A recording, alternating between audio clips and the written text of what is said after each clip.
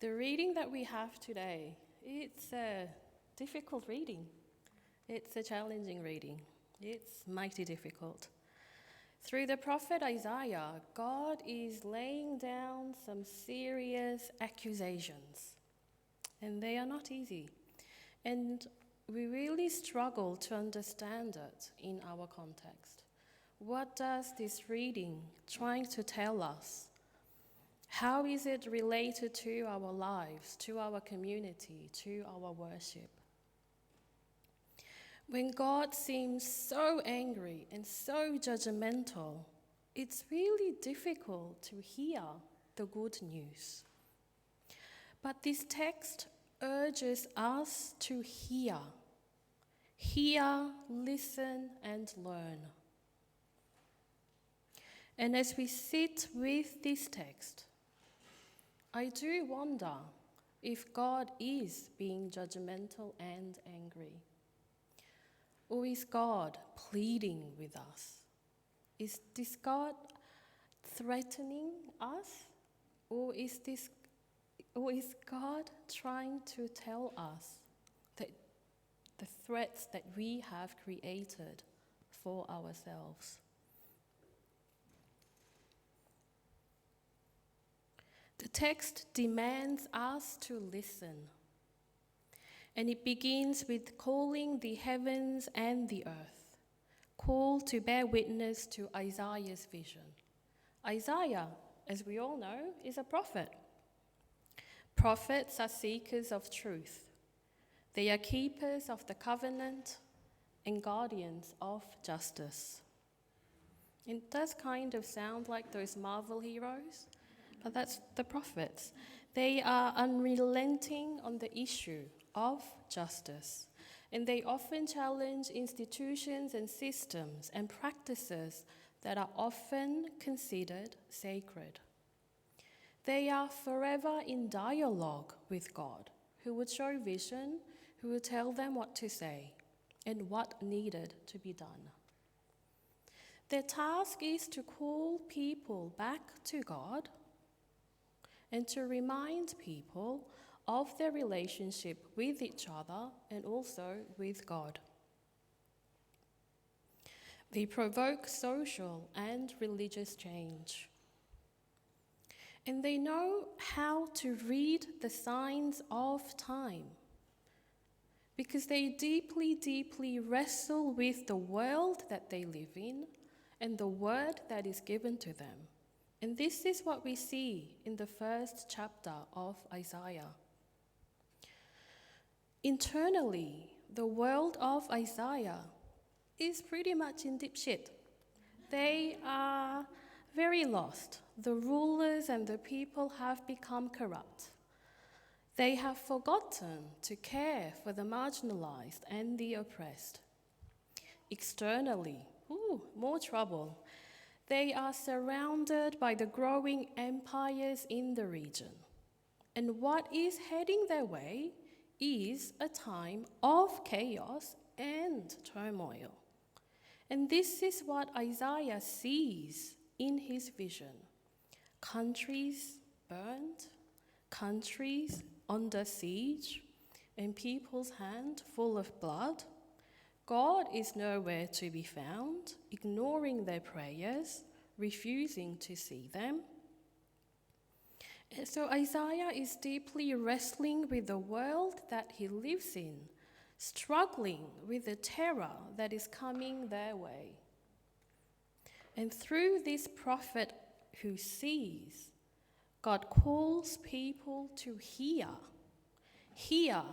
listen, and learn.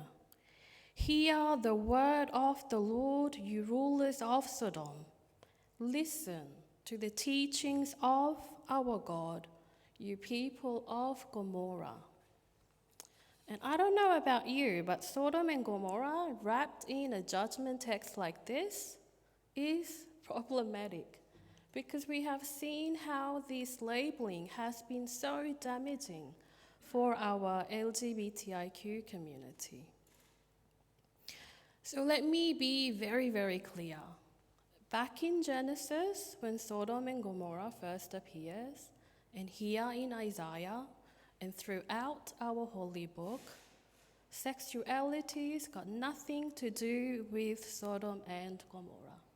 Let me be very clear. In the biblical world, Sodom and Gomorrah simply represents a community that was greedy, that lacked justice. And this is spelled out in Ezekiel chapter 16 and 49, which reads, "This was the guilt of your sister Sodom. She and her daughters had pride, access of food, and prosperous ease, but did not aid the poor and needy." So whether you're homosexual, heterosexual, binary, non-binary, you are fearfully and wonderfully made in the image of God. So never ever doubt that. God does not have a problem with our sexuality. God affirms our sexuality. But what God has problem with is justice. Lack of justice. That's what God does not affirm. In God's eyes, Sodom and Gomorrah is a community that excludes, a community that exploits, a community that oppresses. And through the mouth of the prophet Isaiah, the people of God, the whole community, the whole church is now called to listen. And what we hear in Isaiah seems like a nightmare. The nation, from the sole of the foot to the head, there are only bruises, sores, and bleeding wounds. Whole head is injured, whole heart faint. Country lie desolate, cities burned, land devoured. And as we wrestle with this text, is our world any different? This earth, from the core to the surface, from the land to the deep waters, are devoured in waste and plastic. Icebergs, bleeding, creatures, animals and humans, bruised by climate change. Cities have burned down in bushfire. They have become desolate by floods. Every year, the climate is rising, the sea levels are rising, and our neighbors in the Pacific are drowning. This world is still ravaged by COVID, wounded by the growing economic disparity. Poverty is real. People do starve to death. And empire strikes in different form and colors. There are threats in Asia, there is war in Ukraine, there are bomb blasts going in Holy Land. This land that we live is still stolen. And yes, we welcome the talks that is happening around treaty, but treaty is yet to be made. We cried out, Black Lives Matter. But Indigenous death in this country, Indigenous death in custody in this country keeps on growing and is now at 512 deaths. It's been 31 years since the Royal Commission into the Aboriginal death in custody, 31 years ago, and nothing much has changed. Refugees have died in Australian-run detention centres. 12 people have died in Manus and Nauru. People fleeing for safety are still locked up. And yes, we give thanks for the Biola family who are now granted to stay permanently. But there are so many others. Just wait. Just wait to linger. Just only given a temporary stay. So yes, maybe when we put up our hands to pray, all God sees is blood in our hands. Empty words, empty action, just lip service, meaningless offering. Maybe that's what God sees. And God is weary and demands us to stretch out our hands and grab the hand of the wounded and rejected,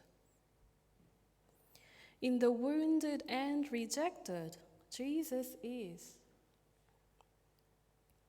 Whatever we do for the least, we do for Jesus.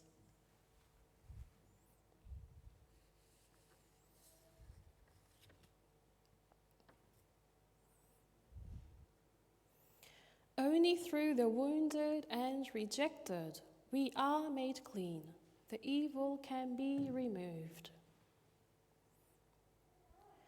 Only through the least and the weak can we learn to do good and seek justice.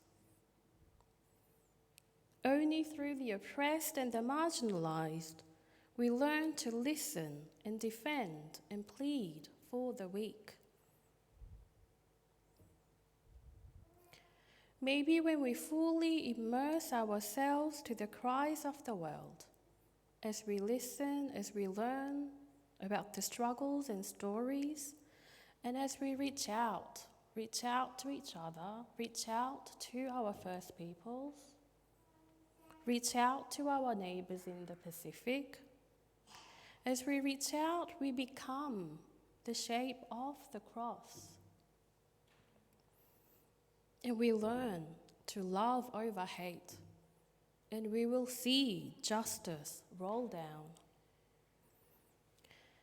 Week after week, God gathers us in. We always talk about that we are the gathered community, yeah? We are the gathered community. So God gathers us in. God feeds us. God gives us the word. God empowers us. And what does God do?